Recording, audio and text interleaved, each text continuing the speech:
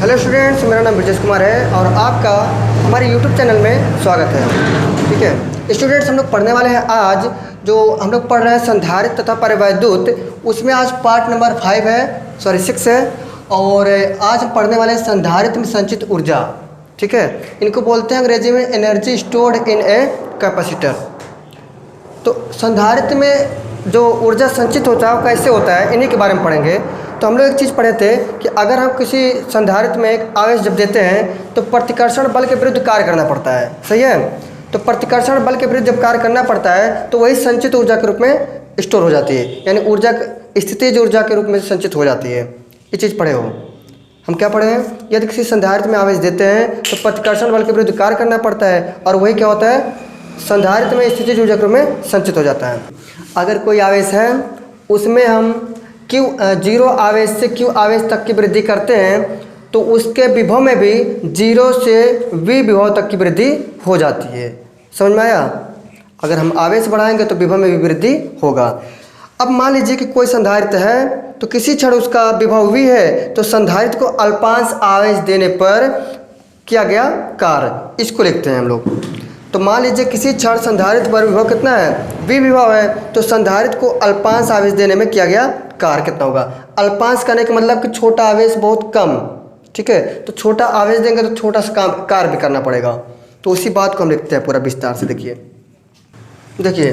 उसी चीज़ को हम लिख दिए हैं कि संधारित्र को आवेश 0 से Q दिया जाता है, यानी पहले 0 था उसको हम Q तक बढ़ाते हुए चले गए, जिससे उसके विभव में भी वृद्धि कितना होता है, 0 से B विभव तक की वृद्धि हो जाता है। अब लिखा है कि माना किसी क्षण पर संधारित्र का विभव कितना था, V था, तो उसके संधारित्र को अल्पांश आवेश यानी dq आवेश दिया जाता है, तो उसमें किया गया कार्य, dq आवेश देने में किया गया कार्य। तो जब हम अल्पांश आवेश दे रहे हैं तो जो कार्य मिलेगा हमको dw होगा। कितना होगा, dw, और dw हो जाएगा अपना किसके हो जाएगा, dqv के हो जाएगा, dqv के हो जाएगा। ठीक है, क्योंकि हम लोग पढ़े हैं w बराबर vq होता है। सही है, या फिर ऐसे भी लिख सकते हो, v इंटू डी क्यू लिख सकते हो। ठीक है, लिख देखा इसे v डी क्यू। सही है, क्योंकि लिखा है वहाँ पे डी क्यू आवेश दिया गया।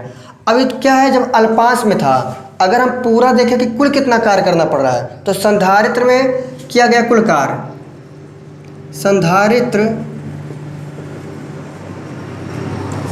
संधारित्र को 0 से Q आवेश देने में किया गया कुल कार्य, तो हम अल्पांश के रूप में लिखे थे TW हुआ था, अब हम कुल के लिए लिखेंगे W बराबर हो जाएगा, जो हमारा समाकलन इसका कर लेंगे dW का, अल्पांश का समाकलन कर लेंगे तो इसकी वैल्यू कितना है, इतना है, तो उसके वैल्यू का भी समाकलन हो जाएगा, यानी V dq हो जाएगा कि नहीं हो जाएगा। सही है भाई, हम W पूरा निकाल रहे हैं तो पहले किसका करेंगे, जो हमारा थोड़ा सा था उसका समाकलन कर देंगे, और थोड़े से का जो वैल्यू था कितना था, V इंटू डी क्यू था। ठीक है, तो उसको लिख दिए। अगला लाइन है, हमको ये चीज़ पता है कि अच्छा इस पर एक चीज़ और लिखा जाएगा, क्योंकि इसका लिमिट लिखा जाएगा। पहले कितना था, अच्छा एक कैपिटल है भाई, ये 0 लिमिट लगेगा 0 से Q तक, और इस पर भी लगा दो 0 से Q तक। हमको भी एक चीज़ पता है, विभव बराबर क्या होता है, विभव बराबर Q/C होता है, यहाँ पर लिख सकते हो। अरे वो ठीक है, चलो लगा देने लगा हुआ तक के, क्योंकि V बराबर होता है Q/C होता है। तो अगर वैल्यू वहाँ पे रख दें तो मिल जाएगा कितना, W बराबर ये मिल जाएगा 0 से Q आवेश तक, और यहाँ पे लिख सकते हैं Q/C, और हो जाएगा D इंटू Q बन जाएगा। W बराबर लिख सकते हैं, देखिए यहाँ पे जो C होता है वो कॉमन होता है, यानी ऐसे कह सकते हो कि नियत रहता है, तो उसका वैल्यू बदलता नहीं है। तो वैल्यू नहीं बदलेगा तो 1/C हम बाहर निकाल लेंगे, अंदर रहेगा Q, मतलब यहाँ पे लिमिट लग जाएगा 0 से Q, और अंदर क्या बचेगा, Q इंटू डी क्यू बचेगा।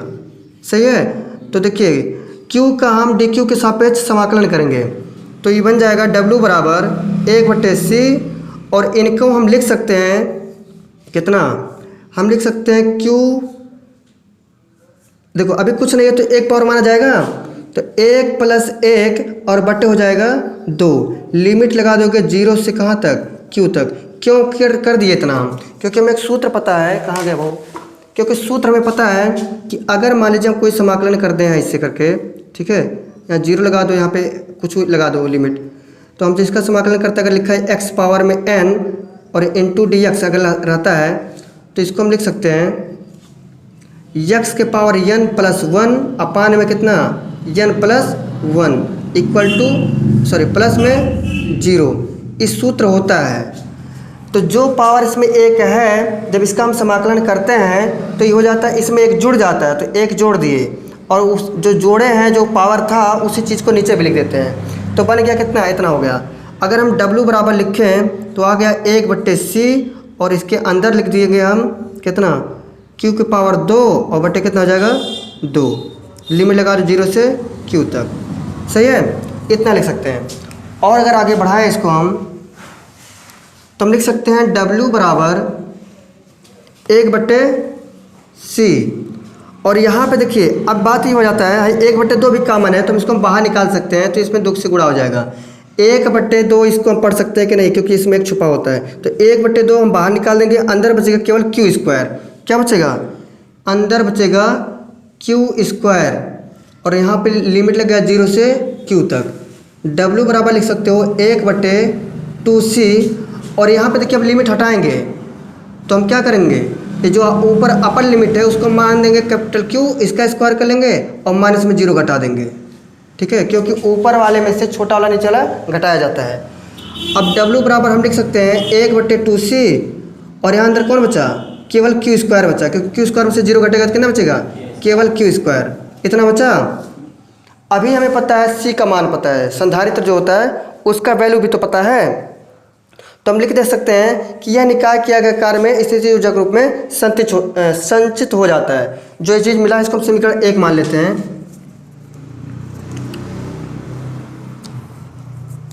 ये समीकरण है 1, जो यह किया गया कार्य है यही स्थितिज ऊर्जा के रूप में संचित हो जाता है, तो लिख सकते हो यह किया गया कार्य स्थितिज ऊर्जा के रूप में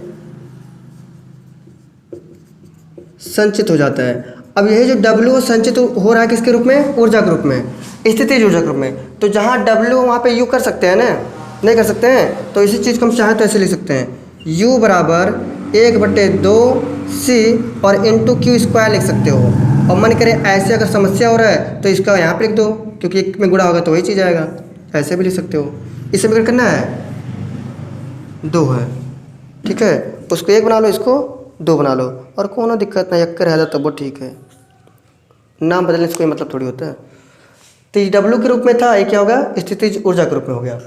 अब अगला प्रोसेस चलेगा, हम लिख सकते हैं चूँकि Q बराबर होता है CV के, होता है ना, ये आया कैसे, आया C बराबर Q/V से,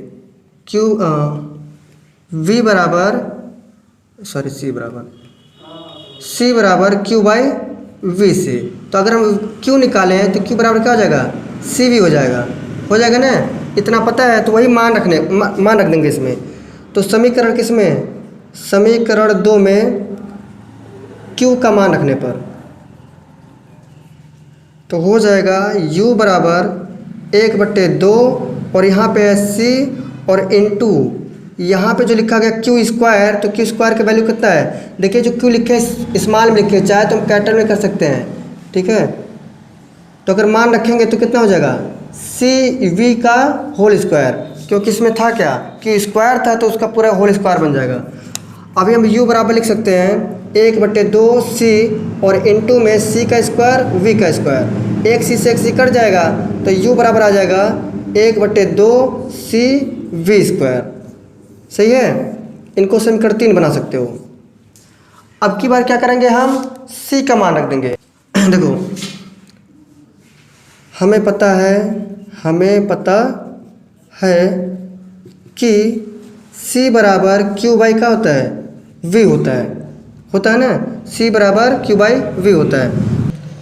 देखो u बराबर हो जाएगा 1/2 और c की जगह पर हम लिख सकते हैं पूरा कितना q/v, तो हम लिख देंगे q/v और इनटू में कितना है v² है, तो e इससे कट जाएगा 2, तो u बराबर आ जाएगा 1/2 और इंटू q और इंटू v, स्मॉल लिखते हैं हम कैपिटल, ऐसे आगे कि नहीं आएगा।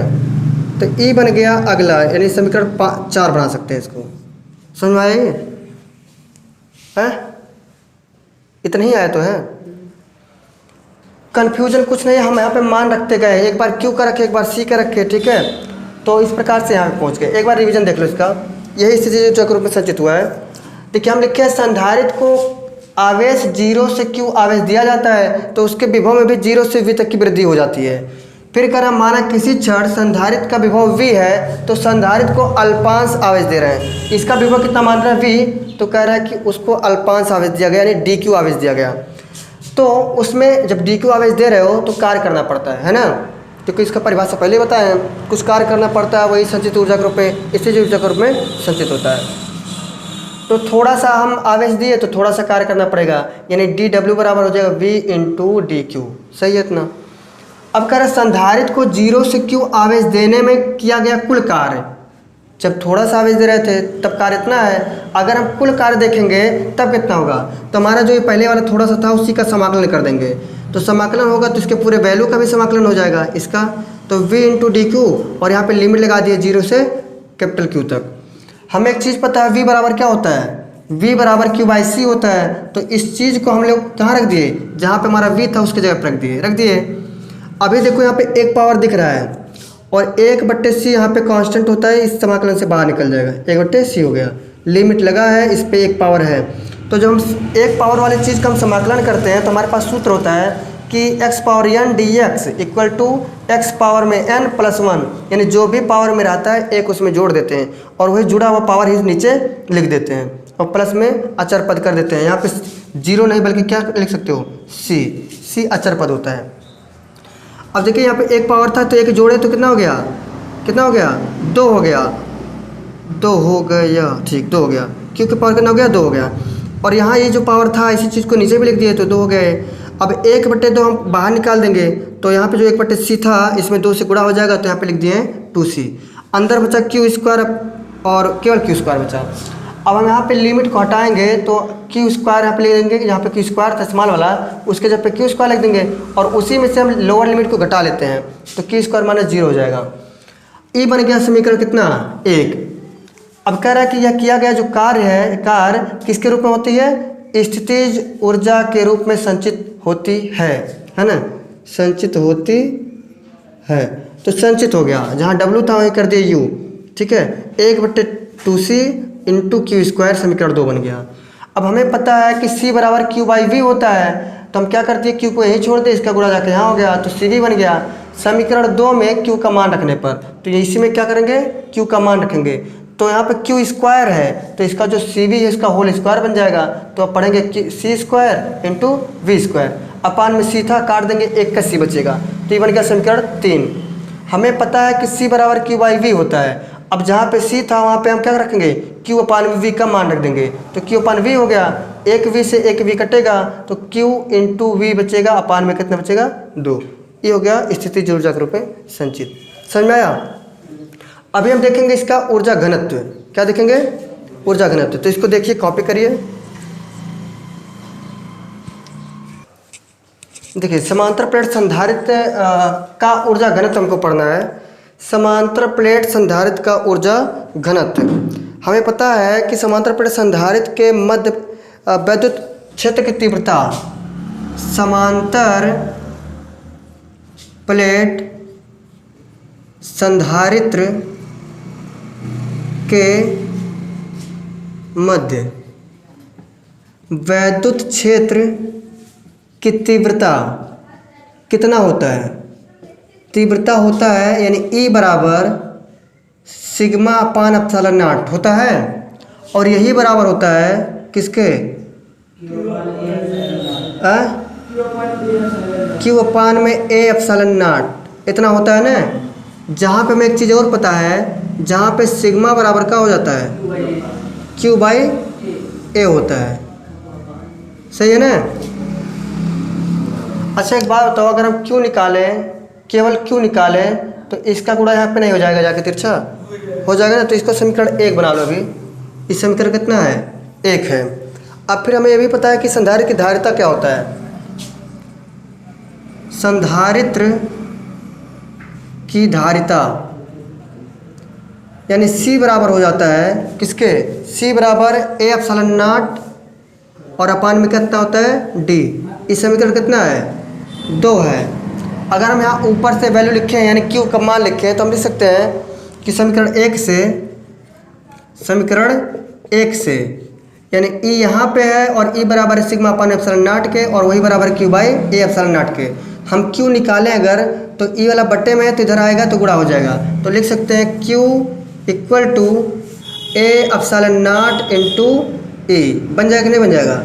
समीकरण 3 बन जाएगा। सही है। Q equal to A epsilon naught into A, इतना बन जाएगा। अब हम समीकरण 2 व 3 को संधारित्र की ऊर्जा में रखेंगे। समीकरण 2 व 3 को संधारित्र की स्थितिज ऊर्जा में रखने पर तो स्थितिज ऊर्जा क्या था? U बराबर क्या था? U बराबर 1/2 C इंटू क्या था भाई? 2 से पर Q स्क्वायर था। इतना था ना। हम यहाँ पर जो Q स्क्वायर है वही मान रख देंगे और 2 और 3 को। तो समीकरण 2 वाला ये बन गया C का मान और यहाँ पे Q बराबर इतना हो गया। तो हम जब मान रखेंगे तो U बराबर कितना आ जाएगा? 1/2 और C की जगह पे कितना लिखेंगे?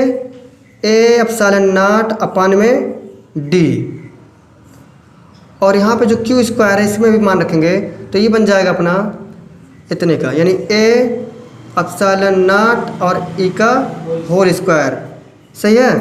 इनको और विस्तार से हल करेंगे तो आ जाएगा। देखो हाई इसके साथ में गुणे है D चला जाएगा ऊपर और 2A एप्सिलॉन नॉट आ जाएगा नीचे और ये जो अपना है वही रहेगा, वहीं रहेगा। ठीक। तो हो जाएगा A स्क्वायर एप्सिलॉन नॉट का स्क्वायर और इंटू E का स्क्वायर। देखो A से एक टू दोनों कट जाएगा तो ये बनेगा U बराबर कितना बन जाएगा? ये बनेगा एक टू A बचा है और एक टू एप्सिलॉन नॉट बचा है और एक टू E स्क्वायर बचा है और एक टू क्या बचा है? D बचा है स्क्वायर इंटू D और नीचे क्या बचा है? केवल 2 बचा है। तो इतना मिला।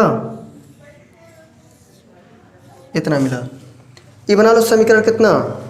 समीकरण 4।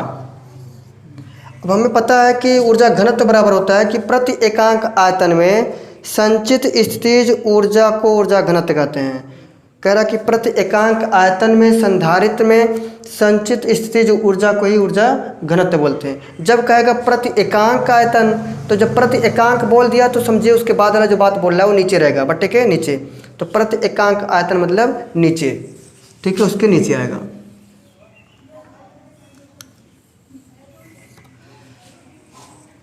ऊर्जा घनत्व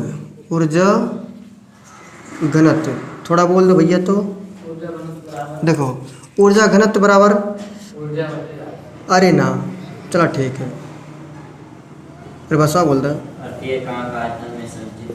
प्रति एकांक आयतन में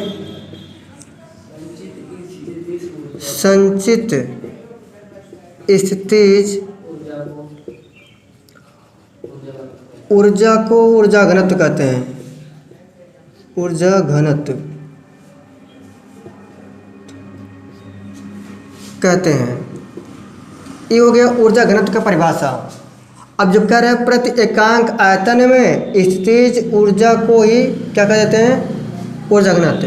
तो ऊर्जा घनत्व बराबर सूत्र क्या बन जाएगा? ऊर्जा घनत्व क्या बनेगा सूत्र? हाँ, जो हम ऊर्जा दिए हैं और बट्टे हो जाएगा आयतन के। आयतन को हम क्या लिखते हैं, V से लिख लेते हैं, है ना, और V से विभव को भी लिखा जाता है, ठीक है। और यहाँ पे हम ऊर्जा कितना पाए, स्थितिज ऊर्जा को ही तो पाए हैं, ये वाला वैल्यू। इसी में हम क्या करेंगे, हम उसके आयतन से भाग दे देंगे। तो ऐसे भी लिख सकते हो, V मतलब यहाँ पे आयतन की बात हो रही है, V बराबर विभव है, समझ लेना, ठीक है। तो ऊर्जा घनत्व हो जाएगा 1/2 A epsilon naught into E square और अपान मतलब इंटू डी, और पूरे बट्टे कितना हो जाएगा A इंटू डी।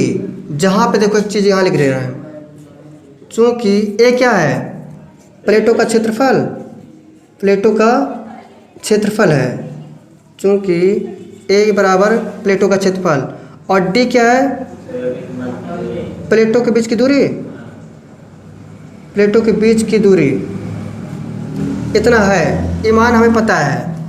तो अब हम इसको हल करें तो हो जाएगा 1/2, ऊपर वाली वैल्यू को सम्मान के साथ उतार देंगे 1/2, और हो जाएगा यहाँ पे A एप्सिलॉन नॉट E का स्क्वायर और इंटू डी। जो ये बट्टे के नीचे है ये वाला, इसको हम पलट के लिखेंगे तो हो जाएगा 1/A इंटू डी। देखो ई वाले बट्टे को सम्मान के साथ उतार दिए, मेन बट्टा बन गया गुणा, और गुणा बनता है तो वैल्यू पलट जाता है, एक चला गया ऊपर आ गया नीचे, डी से डी कट गया, ए से ए कट गया, तो ऊर्जा घनत्व बराबर हो गया, ऊर्जा घनत्व बराबर epsilon not E square D तो कट ही गया है, अपन कितना 2, ये ऊर्जा घनत्व के वैल्यू निकल गया, सही है, आया कि नहीं समझ में। तो ई हो गया ऊर्जा घनत्व एप्सिलॉन नॉट और ई का स्क्वायर इंटू अपान डी। एक बार फिर से जल्दी से समझ लीजिए, समांतर प्लेट संधारित्र के मध्य वैद्युत क्षेत्र की तीव्रता पहले निकाल लेंगे। वैद्युत क्षेत्र की तीव्रता ई बराबर होता है सिग्मा पान में एप्सिलॉन नॉट, और यही बराबर होता है क्यू पान में क्यू पान में ए इंटू एप्सिलॉन नॉट, और जहाँ पे सिग्मा बराबर होता है क्यू बाई ए, ठीक है। हम क्या कर सकते हैं, अभी थोड़ी देर बाद क्यू का मान जब निकालेंगे तो ये बट्टे में तो आएगा, इसमें गुणा हो जाएगा। उसके पहले देखिए समांतर प्लेट संधारित्र की जो धारिता होता है ई सी बराबर होता है ए एप्सिलॉन नॉट अपान में डी, तो समीकरण बन गया 2। फिर समीकरण 1 से, समीकरण 1 यही है, क्यू को ही छोड़ दो, बट्टे में इधर आएगा गुणा हो जाएगा, तो क्यू बराबर A epsilon naught into D हो जाएगा समीकरण 3। समीकरण 2, 3 को संधारित्र की स्थितिज ऊर्जा के में रखने पर, तो स्थितिज ऊर्जा का सूत्र यही था, हम लोग पाए थे पिछले वाले में। तो U बराबर 1/2 C इंटू क्यू स्क्वायर होता है। हमें क्यू स्क्वायर की वैल्यू पता है तो हम लोग क्या कर दिए, उसमें रख दिए, C की वैल्यू भी पता है, रख दिए, ठीक है। तो इनका जब स्क्वायर करेंगे तो इतना आ जाएगा वैल्यू, और इनको जब हल करेंगे तो इतना आ जाएगा। हम पलट के लिखे हैं, उसके बाद में इसको हम काट दिए हैं, ठीक है। लेकिन A बचा है, यहाँ पे एप्सिलॉन नॉट बचा है, और इंटू स्क्वायर भी बचा है, तो इसको जब हम हल किए तो इतना आ गया, समीकरण 4 बन गया। ऊर्जा घनत्व की परिभाषा होता है कि प्रति एकांक आयतन में संचित स्थितिज ऊर्जा को ही क्या कहते हैं, ऊर्जा घनत्व। इनका परिभाषा भूल नहीं जाओ, इसके लिए इसका सूत्र याद कर लो, ऊर्जा घनत्व बराबर ऊर्जा बटे आयतन। तो कह रहा प्रति एकांक आयतन, तो प्रति एकांक आयतन आएगा नीचे में, क्या चीज़ स्थितिज हो रही है, तो ऊर्जा स्थितिज हो रही है, तो ऊर्जा को रखो ऊपर, तो ऊर्जा घनत्व के बराबर होता है। ऊर्जा घनत्व U बराबर जो वैल्यू भी हम पाए हैं यहाँ से उसको रख दिए यहाँ पे, और आयतन बराबर होता है A इंटू डी, जहाँ पे A प्लेट का क्षेत्रफल है और D क्या है, प्लेटों के बीच की दूरी है। तो 2 बीमा और 1 बीमा मिलके 3 बीमा, तीनों बीमा क्या होता है, आयतन होता है। इनको हम पलट के लिख दिए तो ईर वाला रूप बन गया, A से A कट गया, D से D कट गया, तो फाइनली हमको वैल्यू किसका मिल गया, ऊर्जा घनत्व बराबर epsilon not E square upon 2 बन गया। इसको आप कॉपी कर सकते हैं, समझ आया होगा पूरा, ठीक है।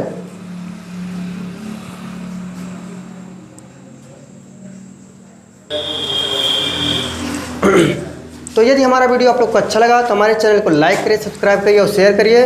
मिलते हैं अगले वीडियो में, तब तक के लिए हंसते रहिए, मुस्कुराते रहिए, पढ़ते रहिए। मिलते हैं, जय हिंद।